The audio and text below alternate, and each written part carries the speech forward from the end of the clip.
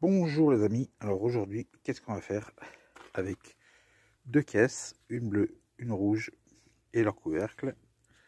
Nous allons réaliser tout simplement un banc test pour les tests de profondeur en terre.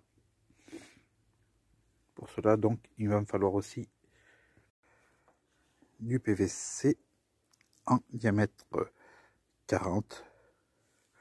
Donc je vais couper plusieurs morceaux dans ces PVC et puis on va assembler tout ça avec les caisses.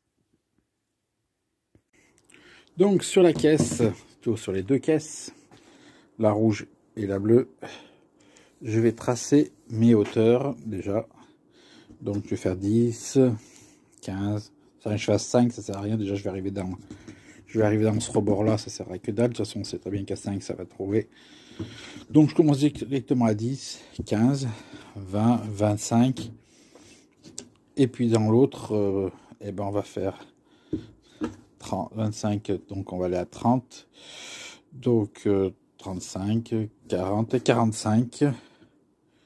Et normalement, on devrait être pas mal. Je sais pas si on va arriver à faire 50. Déjà 45, je pense que ce sera déjà bien. Donc voilà, j'ai déjà commencé à faire mes traits. Donc le premier trou sera là, le deuxième en quinconce ici, le troisième là, le quatrième ici. Et puis après, j'attaque la rouge.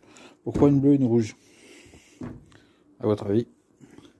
Donc la bleue, en fait j'aurais eu vert, j'aurais pris vert, mais avec des bleus. En fait, c'est toutes les zones où on est, pour ainsi dire, sûr que ça va sonner. Et la rouge, ça devient les zones difficiles. Donc voilà pourquoi. Je vais avoir la bleue en dessus et la rouge en dessous. Donc rien de plus simple, hein. Vous prenez une scie cloche. Ça c'est de la cloche de 42. C'est un petit peu plus grand. J'aurais préféré avoir une 40, mais ça n'existe pas. Une cloche de 40. Ça n'existe pas l'unité. Ils vous vendent ça en lot. Pour avoir la 40, il faut avoir un lot de 36 000 cloches. Là, il doit en avoir moins une quinzaine, pas une quinzaine, une dizaine dedans. Et là, ils vous fournissent la 40 dedans, mais sinon tout seul, ils la vendent pas. Donc je fais que la 42, de toute façon, c'est pas grave, parce que ce sera après fixé, collé, donc je comblerai avec le pistolet à colle. Et donc, ça vous donne ça une fois que vous percez un trou. Donc, je fais les autres. Et puis, on continue. Voilà. Les 4 premiers trous sont faits là. Des deux côtés. Maintenant, on va s'occuper de supprimer ce fond. Parce que sinon, comment je vais faire pour pouvoir remplir de terre le bac rouge si là, c'est fermé. Donc, je vais couper ici. En même temps, ça va supprimer ce rebord qui me sert à rien, dans le sens que après, ça va me créer un décalage dans les trous. Donc, pour revenir à zéro, je coupe là. Je garde juste ce rebord qui va me servir à coller par-dessus le couvercle qui sera percé donc à la même surface que ce que j'aurais coupé là. Alors voilà, j'ai coupé le fond qui est ici, que nous allons pas jeter. Pourquoi? Parce que j'ai coupé des morceaux qui vont venir boucher le trou des poignées, sinon la terre va passer à travers. Et pareil sur la rouge. Donc j'ai présenté le couvercle qui va aller donc dessous, ça se comprend bien, parce que ce couvercle va s'emboîter sur le rouge. Et donc j'ai procédé à la découpe intérieure de ce couvercle qui fait maintenant le passage pour la terre. Alors voilà, on en est là. La caisse rouge est encore pas percée. La caisse bleue se retrouve en dessus. On voit que c'est communicant. Et j'ai boucher les poignées là, et de l'autre côté pareil. Allez, on répète la même chose sur la rouge. La seule différence, c'est que j'ai une mesure qui tombe mal. Elle tombe en pince sur cette rainure. Donc je vais devoir couper là, ce renfort, couper là, enlever ce morceau pour pouvoir glisser la cycloche et faire mon passage. Et bien sûr, la même chose de l'autre côté pour que ce soit symétrique. Allez, c'est parti. Allez, j'ai fait des pré-trous. Hop là. J'ai fait des pré-trous. Et puis, donc, avec la cloche, on prend la perceuse, on la met là, comme ça.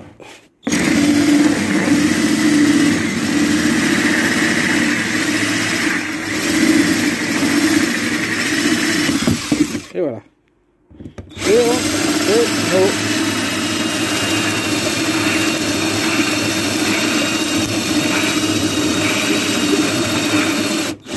On fait notre trou, sauf que j'ai pas enlevé le premier, donc ça merdouille un petit peu. Je vais enlever d'abord.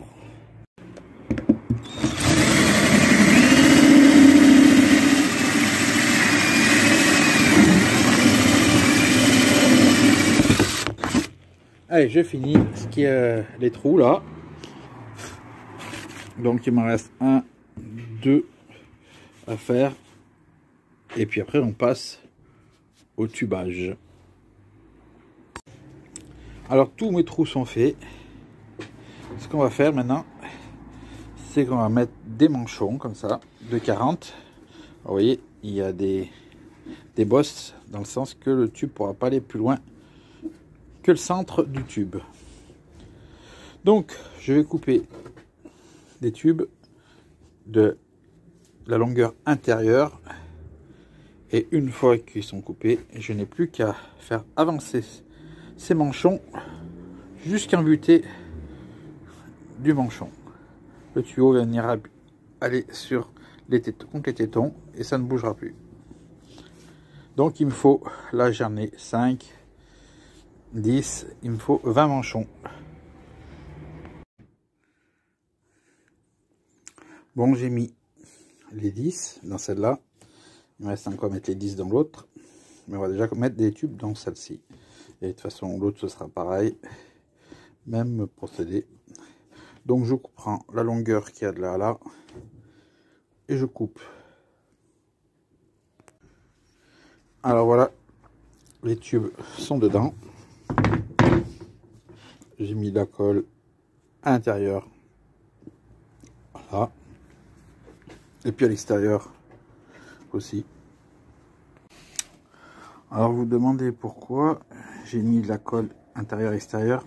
C'est tout simplement pour éviter que lorsque la terre elle est dedans, elle ait tendance à pousser la paroi et me rapproche donc le plastique rouge vers l'extérieur du tube.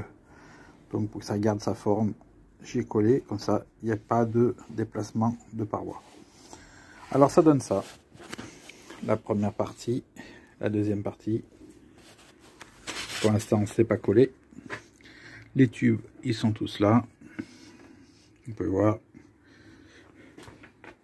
Donc, on a 10, 15, 20, 25, 30, 35, 40, 45 et 50. Donc, on peut jusqu'à 50 cm de test. Pour l'instant, ce que je vais faire, je vais coller celui-là sur le couvercle. Donc j'ai tracé l'entourage où il faut que je pose ma colle. Et pour coller ça, je vais utiliser de la néoprène. Là c'est de la Néo Plus. Un Néo Plus contact, on peut voir c'est marqué prise immédiate. Vous posez, vous appliquez. Vous tenez serré avec des pinces s'il faut et vous laissez sécher. À comparaison à la néoprène classique, alors pour ceux qui ne savent pas, qui ont déjà collé la néoprène, puis se sont rendus compte que ça collait pas si bien que ça.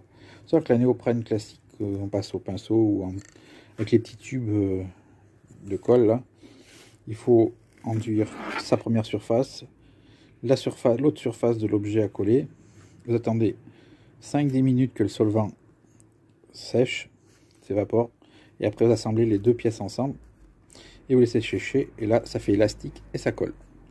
Là par contre, là vous passez directement dessus, vous assemblez tout direct sans attendre et ça va coller. Voilà, je viens de faire le cordon tout autour. Alors bien sûr, je précise que cette colle, il faut une seringue pour pousser la colle dans la cartouche. Mais je pense que c'était évident en voyant la cartouche. Donc je vais assembler les deux là maintenant. Je vais les faire tenir à l'aide de petites pinces. Serre-joint, ça marche aussi, mais ça, elles vont très bien ces petites pinces. Et puis on laisse sécher. Voilà, j'ai mis les pinces. Puis il ne reste plus qu'à attendre que ça sèche. Quand ça sèche, j'enlève les pinces et puis voilà. Hein. On va voir, ça appuie bien, hein, ça débourre. Bon, c'est pas méchant. Hein. On pourrait aussi y lisser, mais bon, on peut faire des caca. Alors laissons pas comme ça tomber. Je vais peut-être refaire un joint comme ça autour. Ça cachera un peu la misère. Voilà, du coup, pour faire plus propre, j'ai fait un cordon de joint tout autour. Puis maintenant, pour éviter de perdre ce qui reste là-dedans, que ça sèche, des fois on met un bout de scotch, mais ça arrive à passer à sécher. Il existe un système comme ça, vous voyez, ça fait une tige, un cône. Vous rentrez ça dans votre seringue et ça évite que ce que vous avez là-dedans soit perdu. Voilà, on peut donc ranger ça, on n'a plus besoin. Ça, donc on a dit qu'il fallait que ça sèche. Il ne restera plus qu'à remplir de terre. Mettre le couvercle qui est là. Mettre le couvercle par-dessus, fermer, et ce sera fini. Allez, là j'ai mis les numéros 10, 15, 20, 25, le 30, 35, 40, 45 et 50. J'ai enlevé les serre-joints et puis maintenant on va le remplir de terre et ce sera fini. Allez, c'est parti pour le remplissage.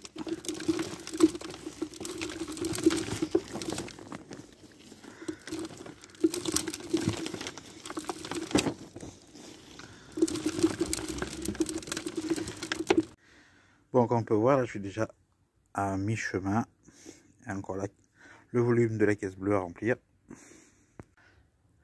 Voilà, la caisse est remplie.